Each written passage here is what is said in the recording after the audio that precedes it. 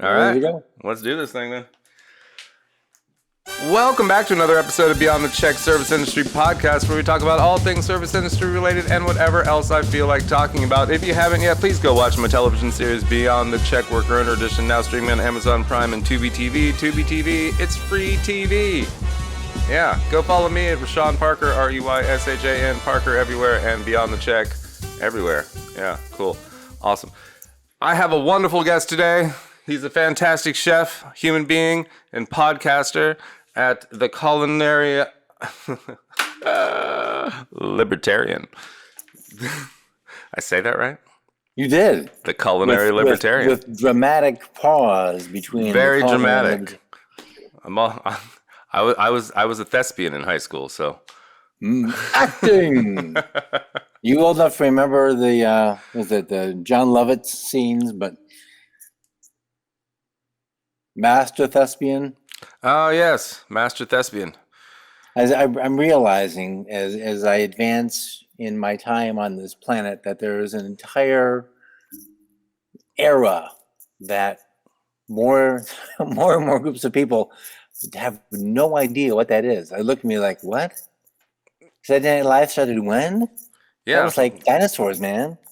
There's a lot that people don't know now. So it's actually a good time to just bring it all back, because all the millennials have no idea what it is, and they think it's super cool, whatever it is, right? I'm like, oh. Well, it wasn't all super cool. I lived through a lot of that, but that's another story. I mean, the rotary phone, they don't get that. That was cool. I took one apart. Learned how it worked. Oh, yeah. I mean, I'm pretty sure I took a few apart when I was a kid. Particularly, because you could twist off. That's how you used to bug the phone, right? You twist off the receiver. Well, you could bug the phone. You could hide things you didn't want found. Uh-huh. Man, the old phone, you can't hide anything in the new phones. Nope, can't get into them. Nope. Ladies and gentlemen, Dan Reid. Hello there. Who is that guy talking? He's just got a really cool voice, and seems to know a lot about older stuff. Yeah, well, it's because I'm old. Oh, you're not old. You got less gray than I do. It doesn't mean anything. It means you're looking good, sir. Well, thank you. You're welcome. It's because I have no hair. That's why I have less gray. Well, I mean, beard-wise, yeah, maybe.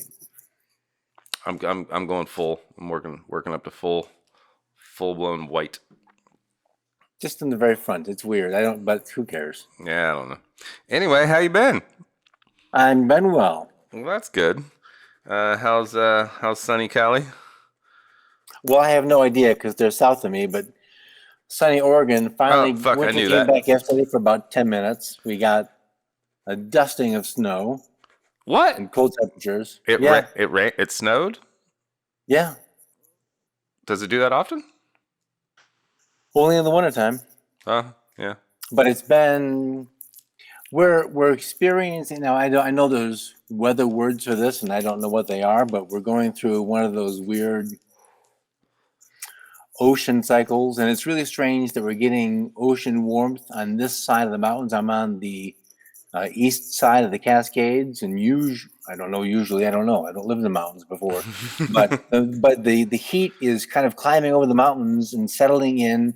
Where I live is a giant valley. It's called a basin. I don't know where basin starts and valley ends, but it's this gigantic valley, and we're warm, where it really shouldn't be, because we're not getting the amount of snow we would want to have during the winter, so that we have water during the summer. So last summer was a bit of a drought problem. This summer is looking like it, unless we get 7 feet of snow in 2 weeks, we're going to have a problem. So the California drought weather has worked its way all the way up to Oregon, huh? It seems to, and I'm sure it's not that simple, but like I said, I don't know weather things, and this isn't my strength, but I just know that it's going to affect the crops somehow. It will affect the crop somehow, and probably in a bad way. And I don't particularly care for driving in snow. I don't particularly care for driving on icy snow roads. Oh, I really actually miss driving in snow. It's Well, weird. you can have it. I I don't know, it's miss it a weird. bit. I miss the stick shift, and I miss the stick shift. I miss the stick shift, and I miss just taking those, just letting the car turn itself. Like if you know how to drive in snow, it's actually a lot of fun, right? But My 15-year-old daughter is learning to drive, and everything nowadays is front wheel drive, which is fine. And I'm just, and I'm just partly because we get snow so seldom, and we live in what's called a high desert, so it doesn't rain very often in the summertime.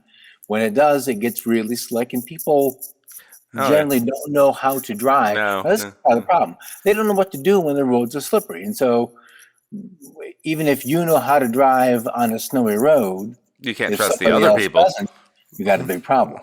But I used to go skiing in high school in northern Michigan, and my car was a full-size station wagon, rear-wheel drive. They had no such thing as studded tires at the time.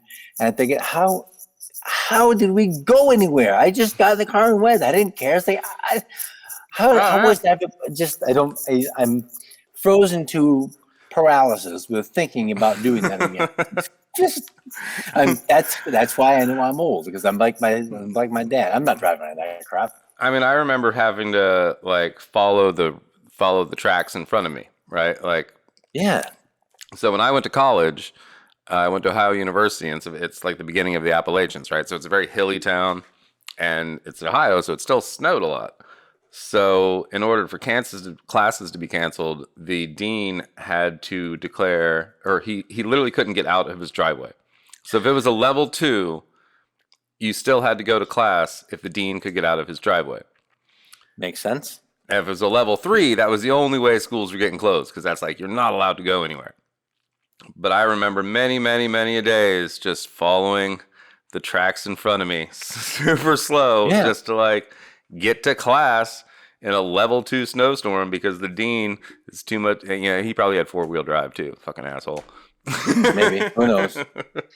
Yeah, I don't think I was in northern Michigan in the blizzard of '78, and we lived on the street called Hill Street, but they had to use those giant construction graders. That's how they had to plow the snow. Nothing else could get through, and the bank of plowed snow was about 10 feet high. They canceled school for that. But generally in northern Michigan, I don't No. remember them like, there's 2 feet of snow? What's wrong with you? You're going to school. Oh, no. Now, If it flurries here, if it gets cold enough to flurry, they will close schools in Georgia. it's funny. Like, seriously. Yeah, well. 27 degrees, close it. Can't have the kids come out in this weather. No way, man. No way. But they don't even get like the snow day. It's just like they're just off. And it's cold. I don't know what they do. If they watch Netflix at home and play video games. Anyway, let's talk about some food. Okay. What started your culinary journey to chefdom? Was it inspiration from a family member who cooked as a child, or where'd you? No, my mother was probably a pretty decent cook, and I lived to survive it. She wasn't an amazing cook, but she did a good job, and we liked the food, so we ate it. Nobody in my family was in the restaurant business, and I and I knew nothing. It's like I knew nothing of the restaurant business at all. I had no idea what it was like, and you certainly can't get, at the time, the only people to watch on TV cooking were Graham Kerr, he was just fun to watch. Was that the old Southern dude? No, that was the Galloping Gourmet. The but he always wore like a blue shirt. He has kind of a Texas accent. No, Graham Kerr definitely. No, it's not Graham Kerr. I've been trying to remember who this guy was. My grandfather used to have it on all the time, and he'd just be like, "Woohoo!" and he'd add some hot sauce and be like, "Yeah." It sounds like Justin, the New Orleans guy. Justin was funny. He was like an older guy. Yeah, it sounds like Justin. I don't remember his last name. Oh man, but woohoo on wear PBS, like a bolo tie. Yeah. That's Justin. That's Justin something. I'm gonna look that up Justin later. something. He was fun, but so So either that or Julia Child, that she was on PBS. So I really truly had no idea what it meant to work in a restaurant. So I got a job, as a busboy, but never as a cook. So I thought this was a good idea. I thought it would be an easy job. Bussing? Sure.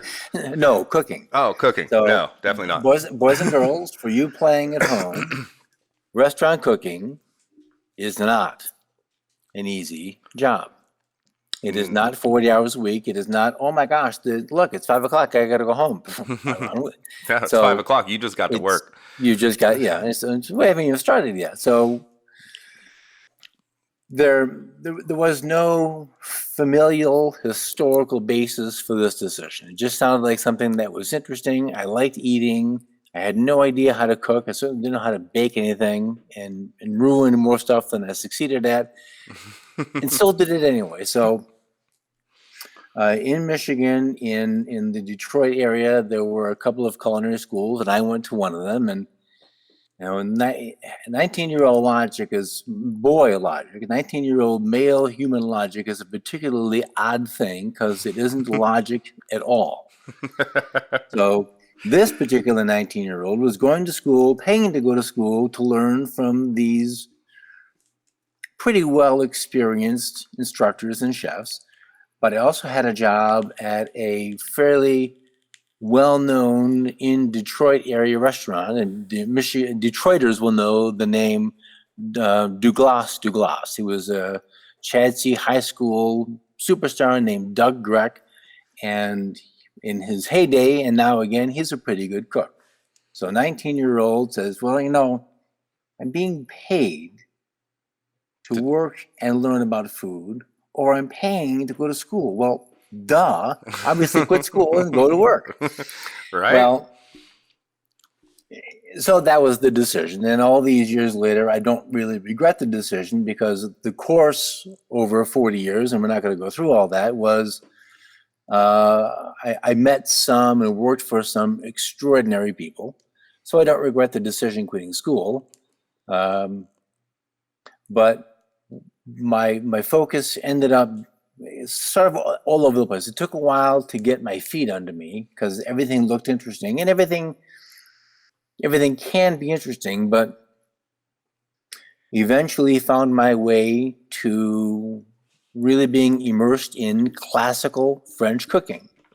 And not just to say that you've done it, but to really dive into it. And that's, you need some specialized training and some specialized people to get to that level. And I just bought in and went completely way down the rabbit hole of classical French cooking. With probably a lot of rabbit. Well, a little bit of rabbit. A little bit of rabbit. A lot of beef, but a lot of pain, a lot of hours, a lot of sweat, a lot of cuts, a lot of burns. There's Julia Childs wasn't enough, huh? Oh no. No. So she was good, but there's and I know that I wouldn't necessarily recommend it. I wouldn't be an advocate and say young cooks have to go learn to do this, because you don't? It's hard. And I don't know very much about playing tennis, other than the fact that I know that I'm very, very bad at the game, but I also recognize there are people who are spectacularly good. And I'm from an era where John McEnroe was the guy. And a super entertaining guy to watch, too. And an entertaining guy to watch, but a fantastic, amazing, skilled tennis player. Now, maybe part of that was just his DNA, who knows? But there's something about excellence. And so, I often talk about Michael Jordan. Whether you like Michael Jordan or don't like Michael Jordan, it's pretty hard to argue that he was bad at his job. Michael was a spectacular example of what an NBA player can accomplish, or a human can accomplish, with, well, those shoes. Committed effort. It wasn't the shoes. It wasn't the shoes. It wasn't the shoes. So Johnny Mac or Michael or anybody you hold up in a craft or a skill as excellence, put a lot of time into that. Kobe Bryant the same way. And I don't really follow Kobe, but I've come to discover that Kobe had a work ethic that was mostly unrivaled by his contemporaries in the NBA. Now, I don't know if that's a factual statement, but Kobe worked hard. Kobe earned the things he got. So to earn the level of craftsmanship necessary to succeed in classical French cooking means, at least in my experience, you surrender a dozen years of your life to a stove. You get married to an inanimate object. So did you spend 12 years just learning French techniques specifically? Not just specifically. I worked where I could get the job, but worked with people who focused on that. So, and sometimes there were breaks, but I came back to it again and again and again. And then when I ended up, after all that time, I turned that cooking experience into teaching. I worked at a private community college in Tallahassee, Florida, teaching culinary arts. And I can't reach it, but up in that corner is my copy of Le Guide Culinaire, well tattered. The binding is kind of torn. It's got little sticky notes in it from 30 years. Well, no, not 30 years ago, but many years ago. Lots of passages are underlined from heavy use for reference and for getting into it. And the chief purpose, as I see it, from getting an understanding of what classical cooking is, it's not to know all 5,700 recipes. That's fine, but that's just memorization. Really, it's technique, right? It's technique. So there is a way to make a stock.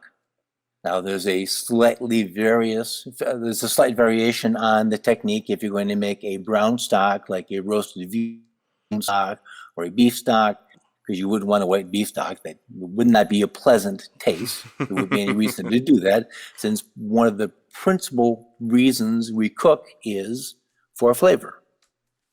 So there are basics, fundamentals in stock making. There are basics and fundamentals in sauce making.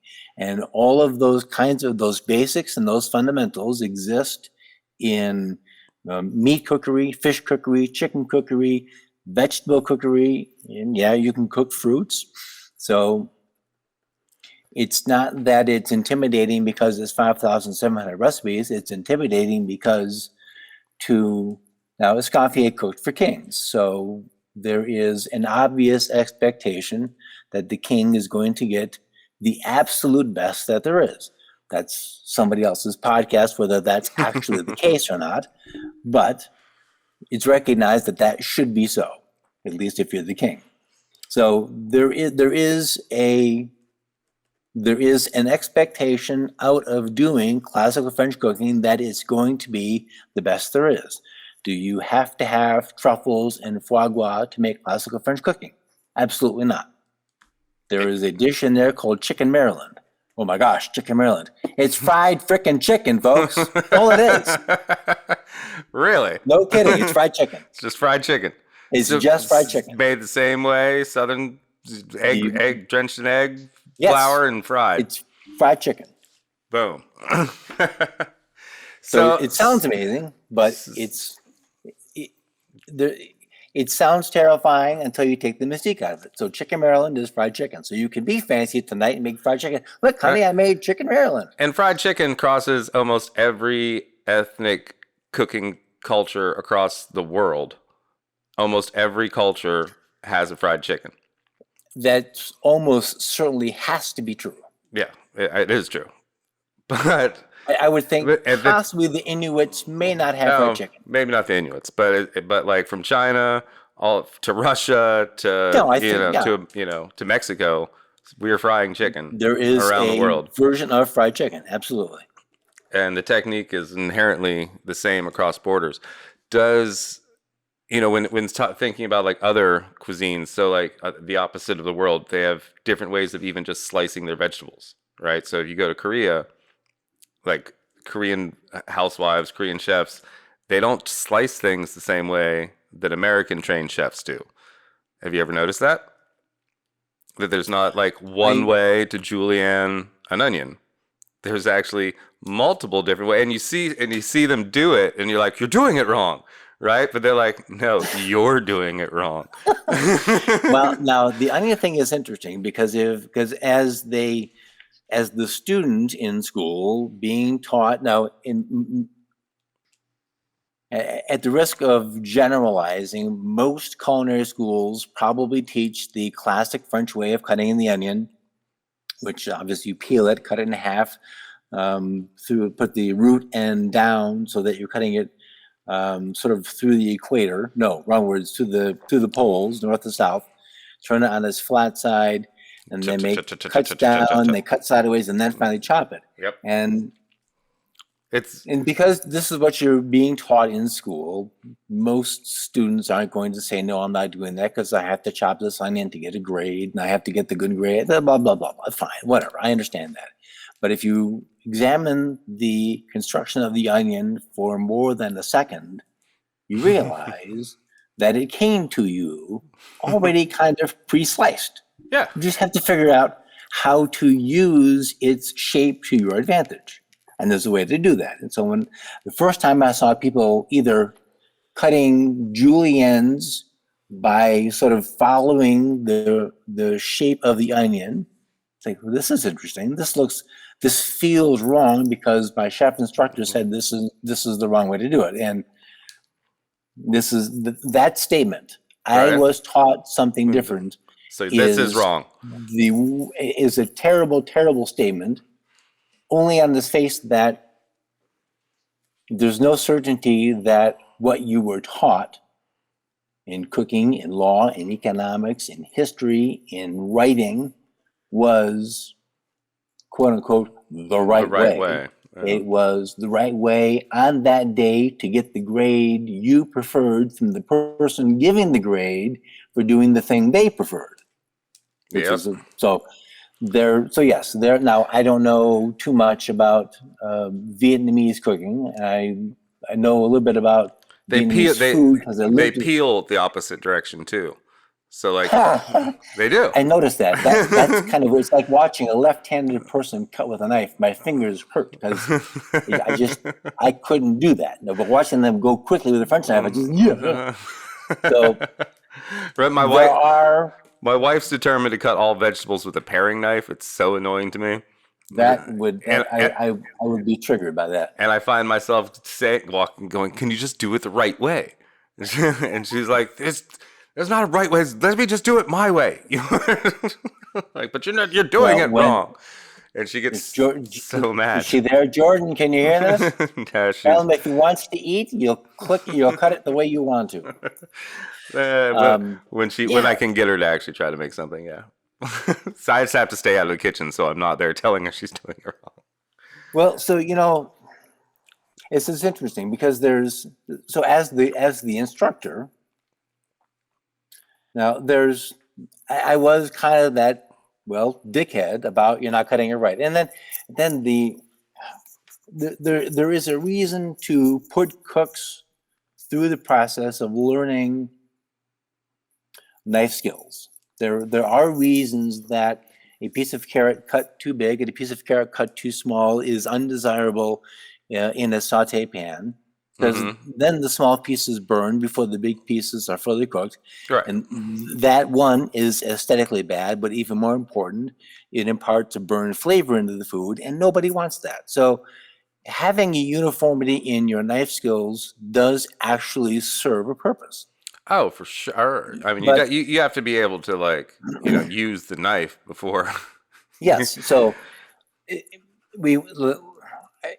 you would want a surgeon to know how to use the scalpel. Well, I think the thing's here. What if we cut over here? Oh, damn! I messed. It's over here. So we want some training.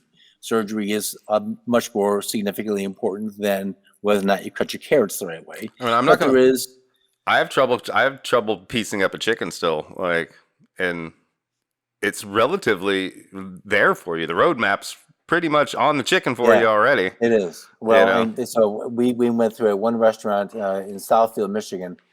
We used to get 160 chickens ate at a time, twice a week, week after week after week after week, and it was a chicken cutting party. Everybody not doing something came over, got a knife, and you cut chicken. Let me tell you what, you learn real quick how to cut a chicken. If you want to do it efficiently. That was also a restaurant run by the first certified master chef, Milos Sihelka. Boy.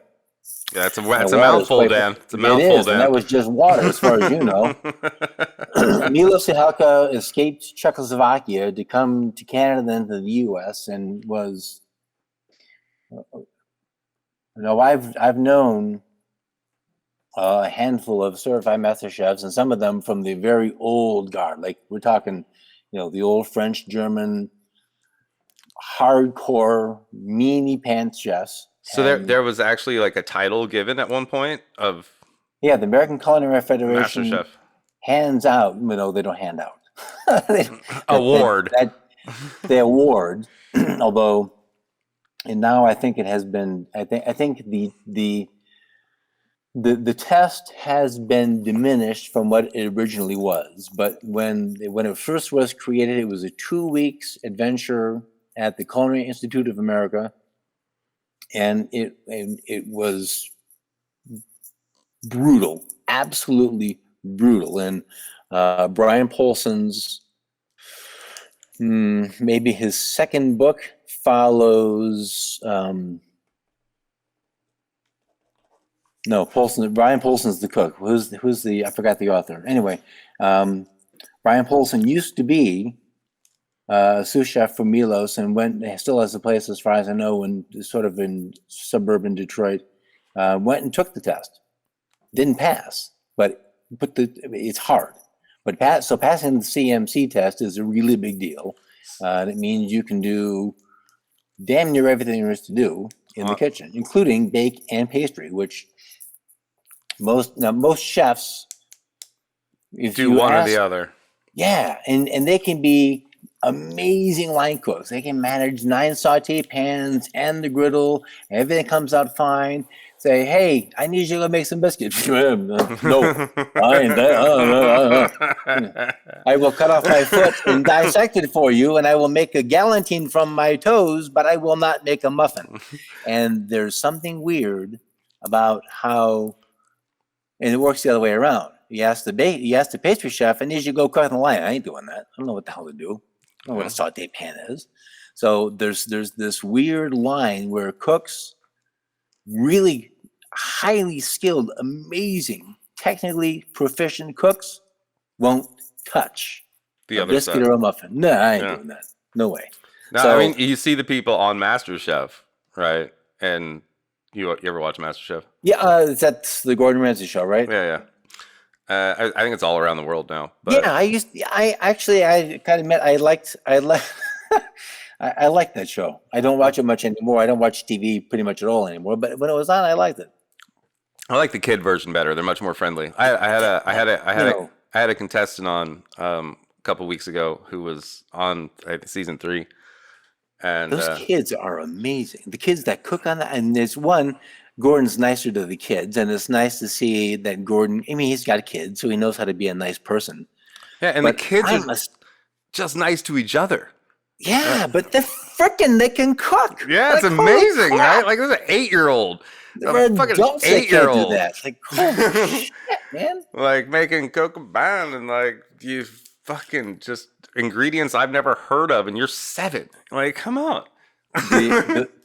It Most may have impressive. happened again, but the one I remember the most, and I don't remember who the kid was, and I don't know what the dish was, but what stood out to me was Joe took a bite of it, looked at the kid, put his fork down, pulled out $20 and said, I would pay you this right now for that meal. That's how good this dish is. I'm like, holy crap. Right? You get a guy going into his wallet because you cooked that well? Dude, you And won the day. it's not just a guy, it's Joe. Yeah, Joe, he makes Gordon look like a saint. But that was like that's impressive. And then they kids Don't mess with cook. Joe's grandma either. She's No, I like Marcella. That's his mom or his grandma. I think his mom, but I think it's his mom. yeah, it was I don't mom. think about his grandma, but yeah, Marcella Hassan, she was good. But Joe's a ball breaker, but I respect him. Yeah, those kids though. It's like when I was a kid, I was my crowning achievement was I could make brownies from scratch. Like I could Hey, take don't knock that. That's a big deal. and it's just because I wanted brownies, right? And I wasn't really allowed What to more have them. motivation do you need than I want to eat something than to go learn to do it? Yeah, but if I could take the bitter chocolate and I could make my own chocolates, sauce. God, I don't even know if I remember how I did it. But yeah, I would, take that bittersweet, nasty chocolate because that's what was kept in our house because my mom knew that we weren't going to get into it. Oh, you kept the baking chocolate. Uh-huh. Baking Awesome. so you try Yeah, no, you try to get into it and you're just like, "Oh, this isn't yeah. right." No. That is not a pleasant experience. So if we wanted chocolate, it had to be turned into edible chocolate. See? Otherwise, it was carob. And we had a ton of carob in our house. Is your mom diabetic? No, she's an herbalist. So Oh, okay. we had, we at my grandparents' house was where the cereal and the candy and the donuts and all that stuff was. Oh, yeah. But at home it was bulgur wheat and buckwheat pancakes and our candy was, I shit you not, lilacs. Is it the little purple flowers that grow in the yard? Yeah, in spring they're coming up. Yeah. So she'd pick those and she put a light sprinkling of sugar on them and bake them. Well, That was our candy. They was violets. Violets, yeah, violets are probably more common. Although, and now this is interesting. I have a lilac tree in back, and I didn't do it last year. But a friend of mine used to be a spectacular bartender. He would not. I mean, anybody can pour out of a bottle. It's the mixing, Yeah. and the mixes. So he made all of his own mixes, everything from scratch. I'm like, wow. I like this. Bitters and everything. Yeah. And so simple syrups, flavored simple syrups for as far as you can see. But one thing he didn't do, and I'm going to do this year, is make a lilac infused simple syrup to then figure out what to do and make that into a drink. Now, some Saint Germain, little champagne, little but lilac. see, okay, I'm not. I think that's fine. We got to figure out the use to do the rest of the champagne, which won't be hard. Okay, so that's a good idea. Gin also. Well, see here, Oregon, on top of being a spectacular place for blackberries and hazelnuts and salmon, there are and beer, lots and lots and lots of small beer places. They have a few gin distilleries, and and I like good gin. They make some amazing, like, holy crap, this is good gin. Right, it's hard to like gin. I don't know, but I feel like gin is one of the tougher alcohols to like, unless you're gonna spend. Like Hendrix is fantastic. Hendrix is like, this isn't gin, this is delicious. Well, try these other things. So look for them, and because I'm here, it's easy for me to find. But I like juniper. I like that kind of foresty floral. I'm fine with, and I appreciate subtlety, but I kind of want punch in the face flavor. I want big and bold. So gin delivers on that because it's got that. I want that big juniper up front. But the stuff they're doing here, it's got the juniper, coriander, and fennel, and just on with the aromatics. I'm like, wow! It's like they knew what was coming. And just a little spritz of absinthe. Maybe that's a big deal. That's coming back. Yeah, that's the thing. I was a place called Seawolf in Tybee Island. Saw it on my show last year, and spritz of absinthe was a big deal to them. I don't know, just a spritz. It's not like there's a bunch of it. It's just like a little spritz that just gives it like that very light licorice. Yeah. So like Pernod and Ricard are the same flavors, but I don't think they come with. I don't think they have the wormwood, which anyone has done their absinthe history. Yeah, that's some funky stuff. That stuff. No, I don't think we can get real absinthe in America. Can we? You know what? Honestly, I don't know. I think at some point, some years ago, whoever they are who make those restrictions lifted those restrictions, and it used to be a worldwide ban on proper wormwood infused absinthe. I think that's gone. I think the closest you could get for a while was pastis, but I think absinthe is actually back, at least in France and maybe here in the U.S. too. I don't know. I think I did hear that, like, no, it's real. And I'm like, but it's still. I don't think it's what it was. Oh, I will accept that. I don't. If it's back, I am sure it is not as it used to be. And you can find go look at the Monet paintings and why do you feel like that? Oh well, wormwood. No, I'm not. Could have been the absinthe. Could have been. I mean, he could have been on mushrooms too. We don't know. Hard to say. He's not here to defend himself. He's not. I mean, something made him cut his. Or that wasn't Monet. Cut it because Picasso cut his ear off. Something. I don't know. You don't do that sober. I feel like you're not just like, you know what I'm gonna do today. I'm gonna cut my ear off. No. Look how much I love you. Cut. that does sound bizarre. It was. I mean, he did it. Probably the absinthe. I don't know. Well, no, who knows? Who knows? So lilac infused. You're gonna make that. You're gonna make a lilac. I'm gonna make that, and I think so. The lilac and the aromatic gin and little Saint Germain. Little Saint Germain, Dan. You know what I actually have a bottle of in the other room is Fernet Branca. Which kind? Fernet Branca. Fernet Branca. It's one of those. So in the lines of Saint Germain and what's the one that's made from artichokes? Cynar. So it's the digestif. So this stuff, it tastes like, now they'll be mad at me, but I'm not wrong. It tastes a lot bit like cough syrup. And one of the myths about how it's made is witches and warlocks on the full moon, the 7th day of the 7th month, get together and they chant over the cauldron and make this stuff. It has kind of like Jaeger, but that's warlocks. Kind of like Jaeger, but this stuff I think is better. And Jaeger doesn't purport to have medicinal properties. It just makes your legs disappear. The Fernet Branca isn't made for more than just a shot of it, and it could be used as a mixer. But I just do a shot or half a shot for like the Waltons. Now there's a show for you old farts. The Waltons. It sort of undoes unwellness. So if you've imbibed too much the night before, you've had food poisoning, or you feel like the flu is coming on, a little Fernet Branca, and you're all set. Touche. There was Fernet. You like Fernet? I don't know what that is. Fernet's a very herby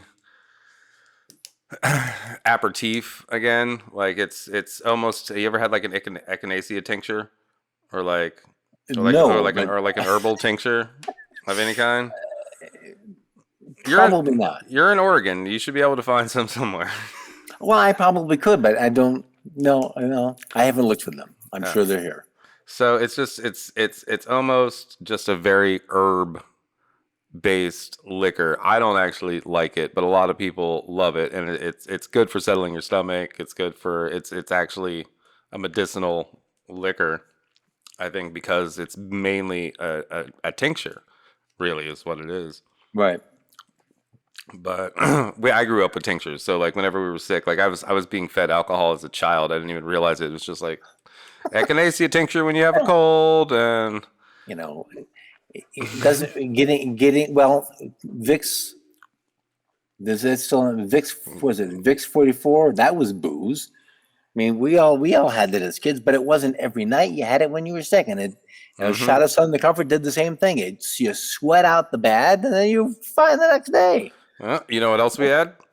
Garlic oil rubbed on our feet and put into our ears. Yeah, we didn't do that. Yeah, that was a cold remedy as a child. We all stank to high hell. But you were healthy. The vampires weren't fucking with us. That was for sure. Maybe part of the effectiveness of garlic on your feet was that it was preventative early form of social distancing. They didn't get close enough to you to make you sick.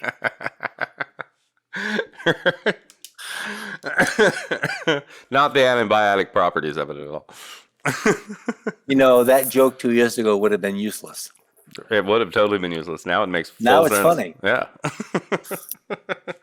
Garlic keeps vampires away and keeps you fully social distant. 6 feet is a lot farther than people think it is. It is a lot farther than people think it is, and it's completely useless. But that also is another show.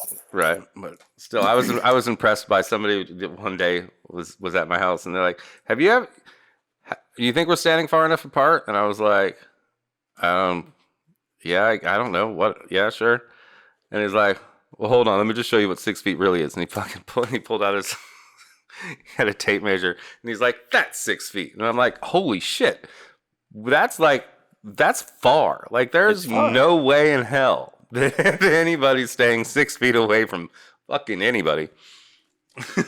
Certainly not having a discreet conversation. No. Or sitting at dinner or, anything. I'm 6'2", so I just assume, like, if you lay me down that, I'm taller than I think I am. That's the gist of that story. It's magic, though. When you sit down at a restaurant table, it's nullified. Oh, yeah. Because you're sitting. Or you're it's eating. Magic. Yeah, and drinking. Yeah. As long as you're drinking. Only when you stand up, you have to step back 3 feet. It's Logic magic. is not America's greatest quality. But alas, we will argue over the ins and outs of not being logical forever. I don't know. Common sense has been lost on through. Well, it never was common to begin with, but yes, it's pretty much gone. But don't. You're getting funnier by the second, Dan. Am I? Well, keep me around longer, see what else happens. So, can you bake? I can bake. In fact, later today, as a restaurant baker, and then end up having jobs as the head bakers of restaurants. Commercial baking, of course, is, for the most part, a big fan of gluten. We like gluten. It makes the croissants nice. It makes the Danish nice. Makes the breads nice. It makes the cakes nice. And my wife has developed an autoimmune disease, and one of the things we've had to change to help her manage that is go gluten-free. Really? Yeah. So because I like things that are challenging, gluten-free baking is a challenge. Now, where I have a great cookbook for you. Well, tell me in a minute. So when you bake with gluten, you can choose all-purpose flour, bread flour, cake flour, whole wheat flour, pastry flour, and then there's different brands in those categories, but the choices are rather small. You can make bread, you can make bread flour. That's what you're going to use, and you can argue over this company, that company has 12% or 14%. Who cares? It doesn't make a difference. But when you go into gluten-free baking, it's not like you can just go to the store and get a bag of 1-to-1 gluten-free mix for all-purpose mix. You can, but big secret, none of them are 1-to-1. They say they are. Use this exactly as the same as your gluten-filled flour. Wrong. Why is it wrong? So I will speak from my experience and not call the company liars. I'm not sure that they're lying, but I'm saying from my own experience, replacing 1-to-1 didn't work. So my knowledge of what baking should be helps a little bit, but so in the world of what's going to be a good challenge? Gluten-free baking is a good challenge because there are easily a dozen, maybe 18 different kinds of individual grain flours you can use apart or combined in particular ratios. Then either guar gum, which, who cares? Xanthan gum is kind of the big deal. You ever try pumpkin? Pumpkin flour? No, not not yet. Pumpkin just as the filler. So there's a great book called Brownies for Breakfast by Lynn. You want to know something that's really amazing? Huh. Lynn's my next week's guest. Oh yeah, on my podcast. I spoke oh, to her there for you an hour and a half. go. Now Lynn's So, great. yeah. She's gonna yell at you. You did. I spoke to her for an hour and a half. I've just got to go through the. So yeah, her yelling was get rid of dairy, get rid of dairy, get rid of dairy, and exercise. No meat, no and get rid meat, of no dairy. meat. And she wasn't. She was pretty close. She said if you have to have it, a little bit. So Yeah. She made me promise I wasn't gonna touch cheese again, and I would just use vegan cheese. But I have epically failed. I am so sorry, Lynn. I'm gonna try harder. She got no such thing out of me, and I wouldn't have promised anyway. I would not have agreed to that because I'm a big cheese fan. I was vegetarian at the time, so I was trying. It was just a month thing. I try to be healthier every once in a while. So like, pull off a month. I try to eat vegetarian at least 3 times a week, like just because I don't need to have all that meat. Like there's plenty of good stuff I don't have to have a steak be the hero of my meal every day. And I just get sick of it. Like I just get tired of a chicken, steak, chicken, beef, chicken, pork, chicken, and it's like I need another animal to kill, or I just have to start cooking differently because I'm just so bored with the proteins, I know that's weird. You ever get bored of the proteins? Because I'm bored of the proteins. The look on your face says no. I don't. No, I'm. One of the things that my wife and I go over. We don't go at it a lot, but she prefers a wider variety with greater frequency than I do. I'm perfectly fine having 2 or 3 or 4 eggs and bacon for breakfast pretty much every day. I don't mind that because I can. Because every day the eggs are cooked a little bit different, so to me it's a whole new experience where I can make them into an omelet. I'm perfectly fine with that, and I'll change it up now and again. But so because she wants more variety of more things more often, I don't get tired of them because I can find so many ways to do those things. So the chicken can be roasted one day, then the leftovers are turned into chicken salad, and cut it thin, use it to stir fry, make it into a soup, make it into a fricassee or a pot pie mix, and then that has a couple of applications. So there's always things to do that, even though it's the same thing, it can be pressed into service in some other way with its accompanying items makes it look like it's not the same thing. So it's like Taco Bell. I think the last time I went there on purpose was 78 maybe. Wow. Well, they still have a million things on the menu and 5 ingredients. So you're not missing much. Well, no, I don't think so. I didn't. I mean, I was a kid at the time, but it had. I remember my cousins complaining that Taco Bell had a particularly powerful fermentation process in all of our digestive systems. It's actually got rated the healthiest fast food out there, like last year.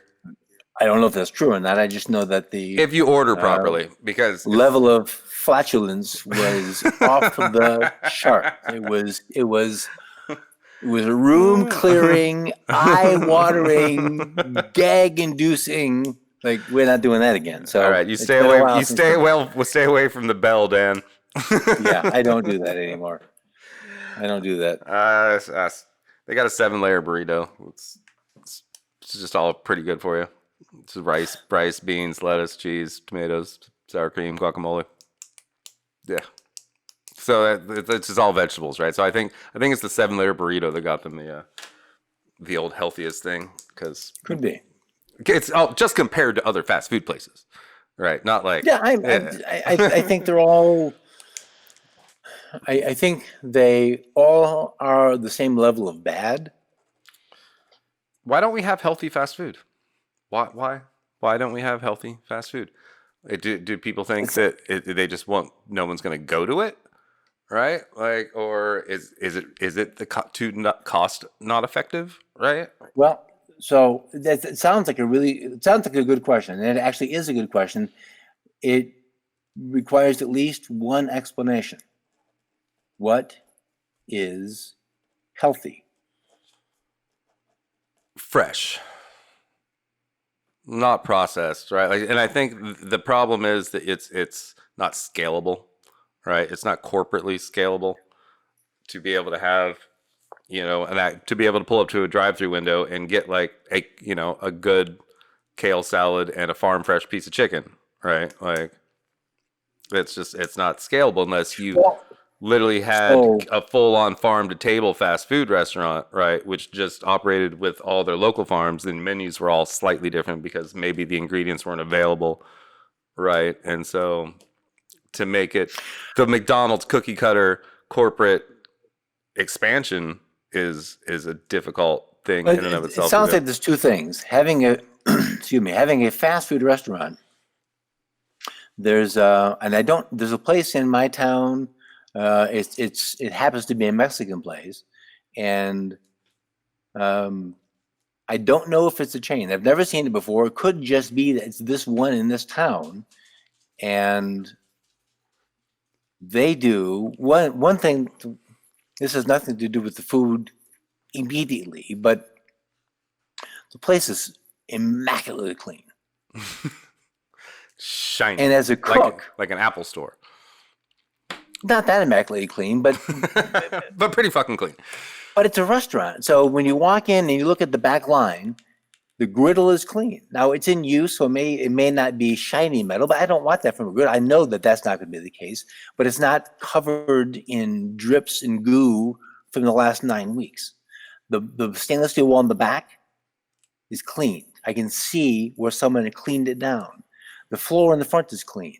The line, like if you go into a Subway, they have a line where they put stuff, and there's a place called Moe's, and it's the same idea.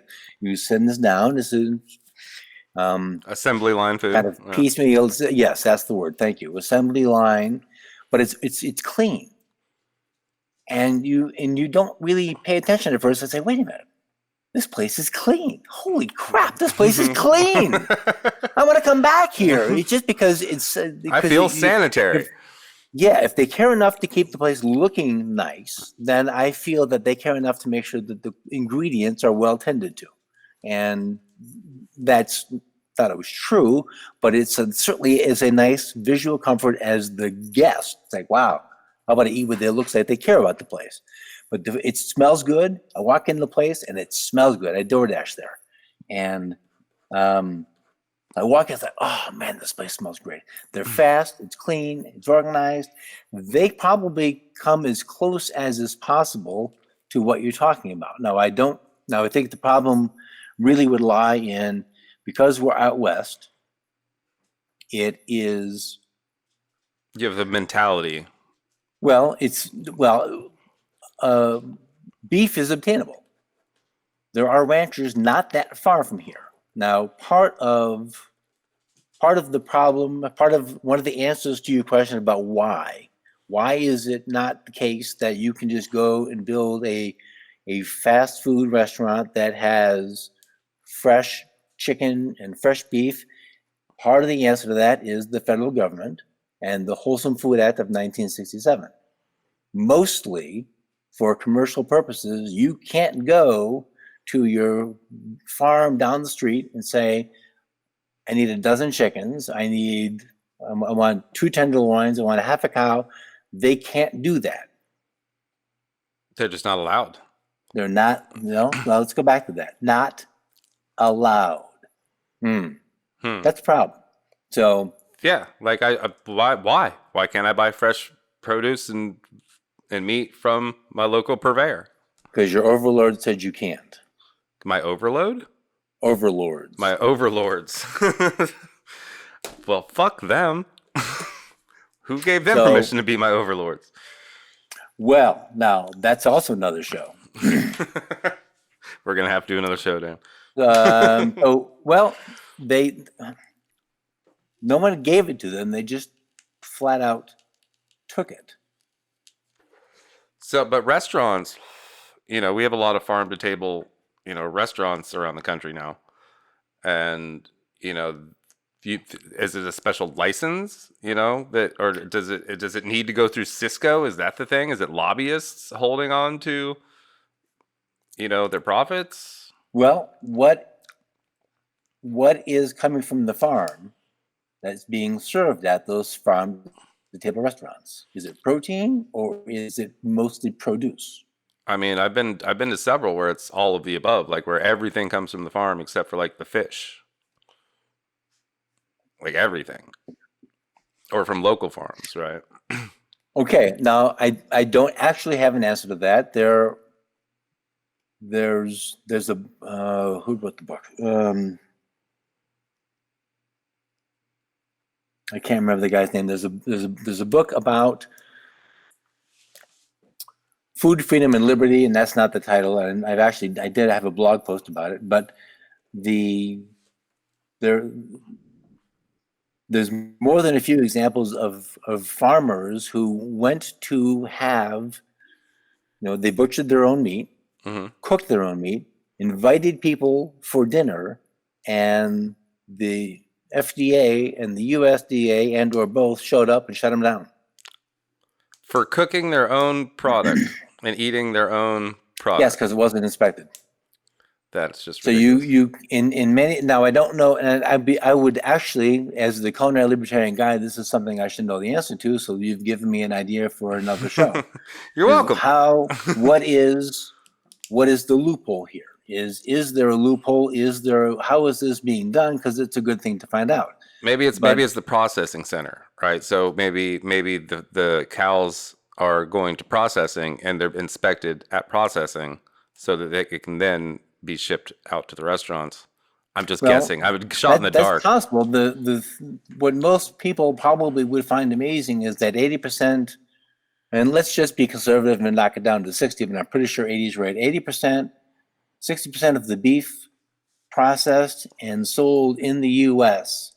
comes from 4 companies.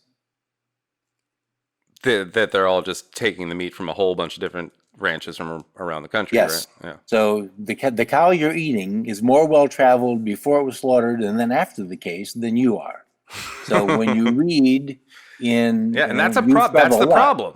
That is a problem, not the problem. It's when you read that E. coli was discovered in beef product in 27 states.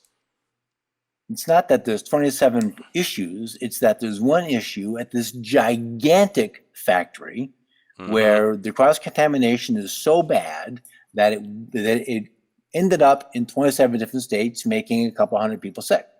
Yep. So...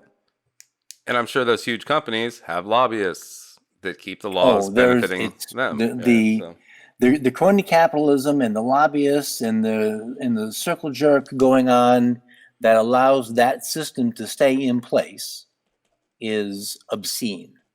It might be equally as bad as the pharmaceutical industry paying the FDA, the agency that inspects them, a fee so they can inspect them. Yep. That's no kidding. Kidding. We paid for all those drugs too. So you ain't done paying, brother. You ain't done by a long shot. So part of the meat problem is that it's this corporate government monopoly in charge of where it's done and how it's done. So one of the ways to advance now, a farmer in Virginia named Joel Salatin butchers his chickens on his land. and it has stainless steel tables, a concrete slab, and possibly there's a roof with no walls to keep the rain and the sun off. And he has no inspectors on site, and he runs a clean ship, and he won't ship it to you. If you want Polyface farm chicken, you gotta go there. To Virginia. Huh. Show up when we do butchering. You want it? Get here early. But he somehow got approved to do just that. He's not approved. He doesn't need approval because sunlight turns out to be the best disinfectant there is. Oh yeah, There is nothing better. And the FDA has challenged him on that, and he said, show me what's better. And they couldn't show him. Have a good day, Mrs. Alvin.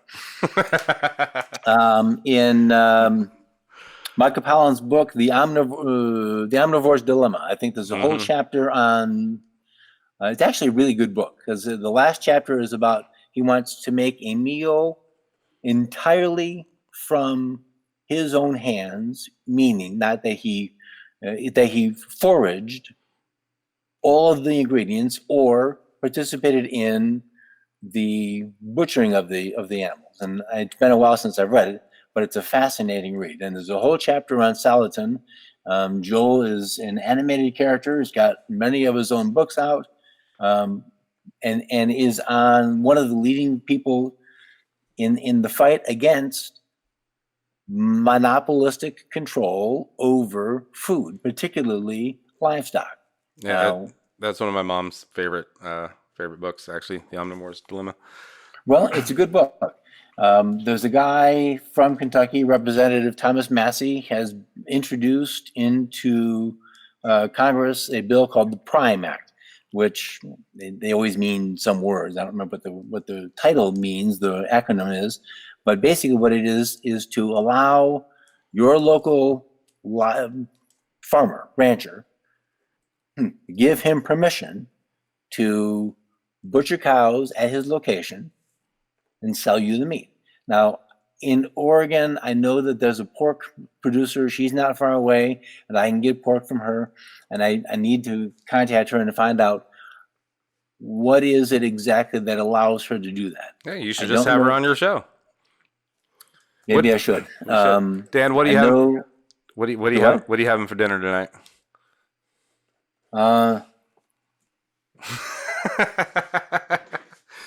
Maybe pork. We are probably going to have some steak, and then my wife bought some asparagus. So we'll have asparagus, and the kids, I'm not sure what they'll have. They don't want to eat what I make. They don't want it. How dare they? They'll learn. They'll learn when they get older. Well, we'll see. 15-year-olds still won't eat asparagus. No. I think it took me till I was in my 20s before I really liked asparagus. But tastes come over time. You just got to keep trying, and eventually, you never know. You might like it. The 10-year-old starts to like things, and one of the things. So I don't mind that they don't like it because it just means more for me, and I'm okay with that. when they this is good. Like, crap. I mean, yeah, great, but crap. Now I got to make more. Nice. Ladies and gentlemen, you have to go hang out with Dan some more on his podcast, The Culinary Libertarian. This man is a wealth of knowledge. You want to give any shout outs? Oh, well, sure. The best place to find everything is the culinarylibertarian.com. So you can find headers for recipes and the podcast and my cookbook, Cooking for Comfort, one pot meal you can make, and you can do them. It's very simple. And that's probably all I got. Awesome. Go get Dan's book. Listen to his podcast. Dan, thanks so much for hanging out with me. It's been my pleasure. Thanks for having me on. Oh, anytime, sir. Anytime. And enjoy your dinner. I hope the kids don't like it. Me too. Awesome. Well, cheers, buddy. You have a wonderful rest of your day, and I feel like we have so much more to talk about. We'll have to do this again sometime. Oh, okay. Not a problem. Awesome. All right, buddy. Well, have a wonderful rest of your day. Thank you very much. Cheers, sir. Thanks. Rock and roll.